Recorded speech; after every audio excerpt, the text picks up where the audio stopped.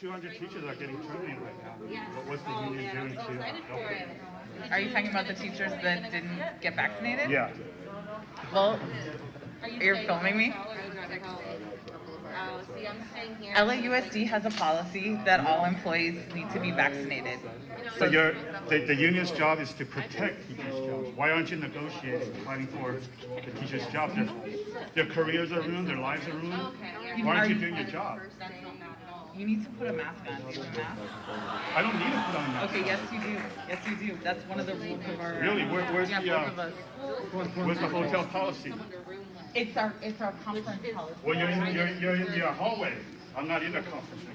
Well, you're in our conference space right now. You don't own the hallway. It's a policy of our conference that you have to have a mask. Well, I'm not in your conference. Okay, well you are in our conference. Can you answer the question? Can you answer the question? I answered the question. The district's policy is that you need to be vaccinated. That is the district. We're the union. Why aren't you doing anything to negotiate for the teachers whose lives are being ruined, whose careers are being ruined? And the policies are just unconstitutional. You're violating the collective bargaining. You're violating people's constitutional rights. What do you have to say to that? I disagree with you on that. It's right there on page. It's in the collective bargaining. On page what? Where is it in the collective bargaining? If you don't know, you should resign. Thank you. What's going on? Can you back away? Yeah, these teachers. You're more than 6 feet away. You don't have a mask. Back up. That's not acceptable. Back up. That's not acceptable for her to tell me I shouldn't be in the meeting. We have COVID protocols. Follow the COVID protocols. Yeah, I'm the one that made a complaint about you. Remember that? You don't own the hotels, lady. Remember you told me not to be in the meetings because I disagree with what you were saying? You don't have a right to tell union members that we shouldn't be here. I'm a union paying member. So I have every right. They're not doing their job.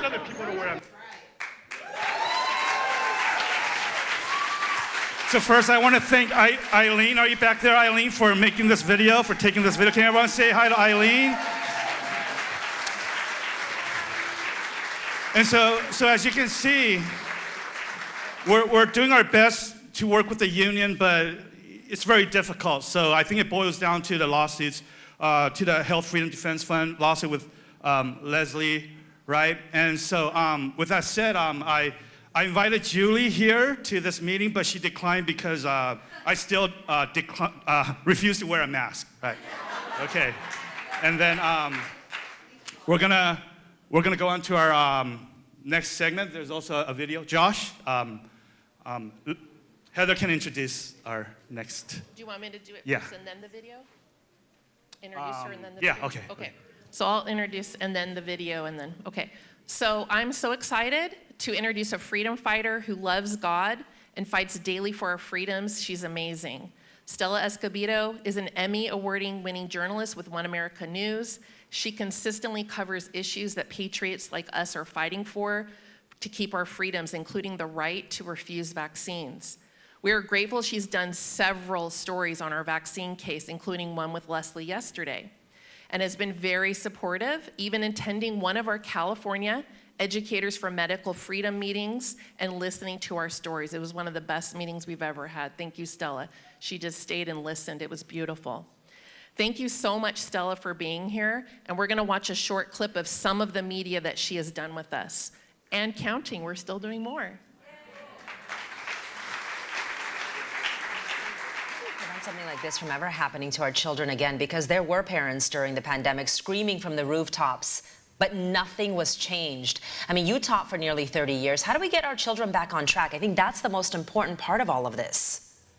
Yeah, well, 100%. We have to dig out the root of all the evil that's going on in our schools. And what is happening at LAUSD, and why are employees still not allowed back on campus to work if they don't have the vaccine? What's happening?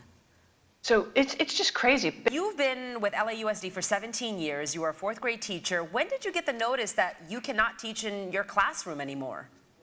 So it was at the end of September 2021. Oh, it froze. There's more. I mean, you can watch it. You can go on OAN and watch the rest. And we have links to it. But we are so excited that Stella is here. Welcome, Stella Escobedo.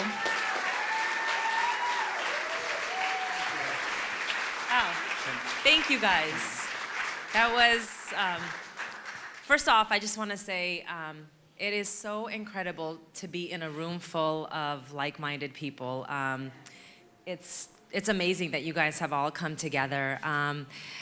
I have been so blessed to be able to tell your stories. Leslie, Raquel, I've gotten to know you, Heather, Dr. Peter McCullough, Dr. Malone, Seifert, Michael Seifert, his name was brought up, Public Square. So many like-minded people I've been able to tell their stories. Nicole Pearson, I was just on the phone with her today. She's an incredible attorney. She's become one of my closest friends. But a little bit about myself. So I am currently working at One American News, but if you asked me a couple years ago, would I be working at One American News, I would say, what is One American News? What is that? So a little bit about myself. First, I want to start off with, I came to this country as a Russian refugee, and from the former USSR, where we lived under communism. So just to give you a sense of where I came from. We came to Los Angeles, California, and this is where I grew up. I am a product of LAUSD, believe it or not. I grew up in the Valley, Sherman Oaks, Encino. I went to Riverside Drive Elementary, Milliken Middle School, and I graduated from Grant High School. Yes, and then I went to USC, so this is home. One American, yes, fight on, that's right. One American News is based out of San Diego, so that's where we are now. But a little bit about my journey. So I went to school, I got my degree, my bachelor's degree in broadcast journalism, and then I went on and, started reporting, anchoring. I worked everywhere, all across the nation. I worked in Butte, Bozeman, Montana, Palm Springs, Phoenix, Tucson, San Diego, and I was always part of the mainstream media until the lockdowns happened, until 2020, and that turned my life upside down. I started to see things from a different lens. I started to look at things and the stories that my parents told me about that existed under communism. Yes, and little by little, I was like, so things started happening. Okay, it was supposed to be 2 weeks. 2 weeks turned into, you guys already know. I had a little, a daughter, a 3-year-old daughter at the time who all of a sudden couldn't go to school, but I had to go to work. So who was gonna watch my child? My husband and I had to work. Then luckily, she was in a school where she was under preschool law, whatever it was. She was able to go back to school, but she had to wear a mask. Like, a 3-year-old in a mask? It was horrible. There were constant fights, and it was like, go to school or stay home. So, the pink little masks, we had to, make it work, and then she would cry when we go into supermarkets. And I would bring up stories to the newsroom, because I was an anchor at the time in San Diego, and I would bring up stories, and I would say, hey, you guys know of Let Them Breathe, right? You guys know them. I would say, hey, there are parents out there protesting in San Diego about the school closures. This isn't right. I mean, look at what's going on. It would fall on deaf ears. We didn't want to cover it. And then businesses started saying, hey, it is our First Amendment right. Like, this is freedom of speech. We can stay open. And there were lawyers who were taking on these cases really early on. And I wanted to do those stories. Crickets. And then, little by little, there was talk of vaccine mandates. And it was like, were they gonna happen? Weren't they gonna happen? It was a lot of back and forth. And then when finally they started, to mandate the vaccines, and I started talking about this, and then young kids parents rushed them to get the vaccine even though it wasn't mandated. But then it was interesting because I have my next door neighbor, she's a nurse at a children's hospital. She came to me one time and she said, hey, I'm seeing cases of myocarditis and they just got the vaccine. And young boys, teens, okay? And I would go and I would say, hey, this is what I'm hearing. And it was like, are you an anti-vaxxer? Are you this and are you that? It's like I was on an island and they made me feel crazy. I thought I was going crazy. I'm like, I know I'm not an anti-vaxxer, but you kind of have to like defend yourself. Like, no, there's one conversation I had with somebody in the newsroom, a boss, and she was like, well, what's the difference between polio and the COVID vaccine? And I'm like, are you kidding me? Like, these were real conversations that were going on. Anyway, it ended up turning into, I would just come home from work and I was drained. I was like, nothing I did today actually really mattered. There are so many issues going on that people want to know about, stories that these conversations you're having at home, but your mainstream media is not reporting on it because they didn't want anything to do with vaccine hesitancy. Nothing to do with vaccine hesitancy. They just wanted us to say, hey, there's a bus outside, get a vaccine, you'll get a free pizza, you'll get a donut, stuff like that. And it was constant, like every single day. It was like nauseating.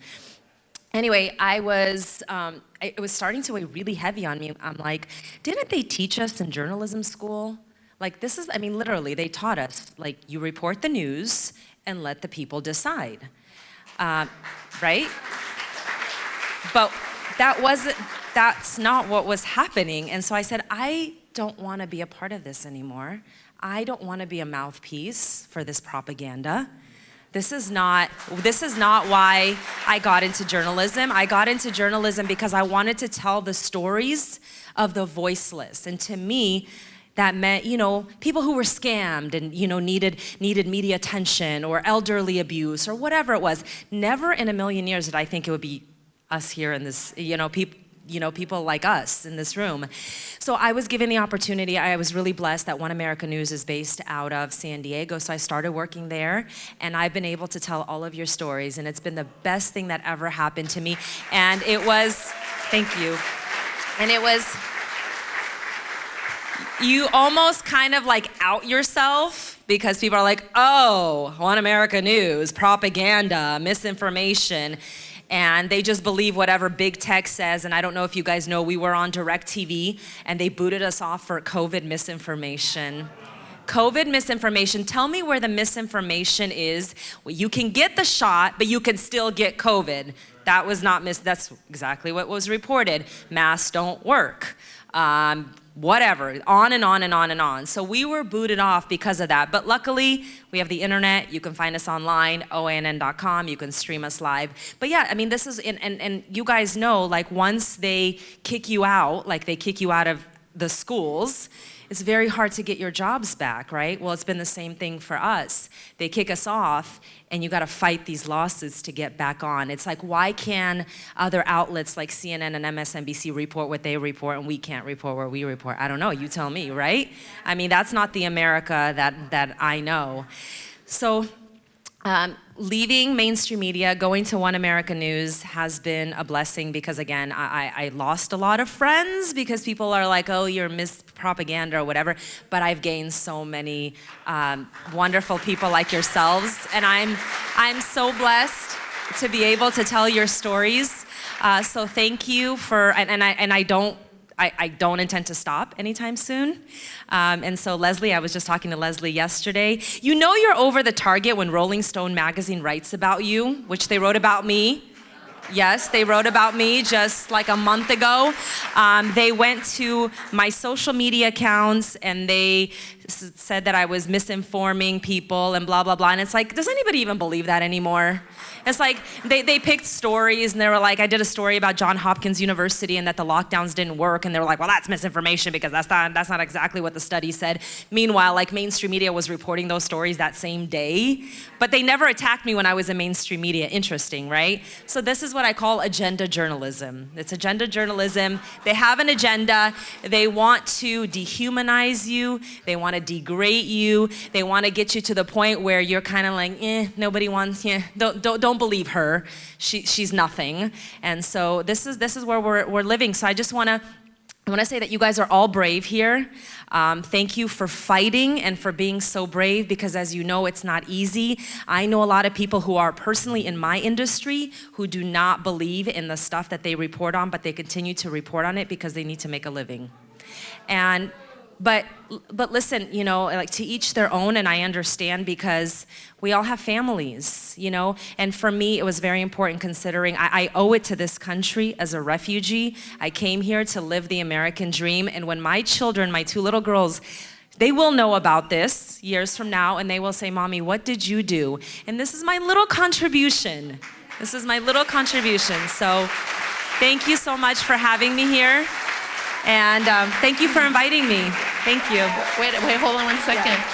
So I just want to say, like, I tell her this all the time, that we all know that CNN and the mainstream media is going down, right? And they're going to be elevated. The truth tellers are going to be elevated, right? Thank you. And I just want to recommend that you follow her on social media. She posts stories about freedom fighters and everything we believe in. It's like she goes after it. Really amazing. So thank you so much, Stella, for being here. Thank you so much. We really Thank you. appreciate you. Thank you.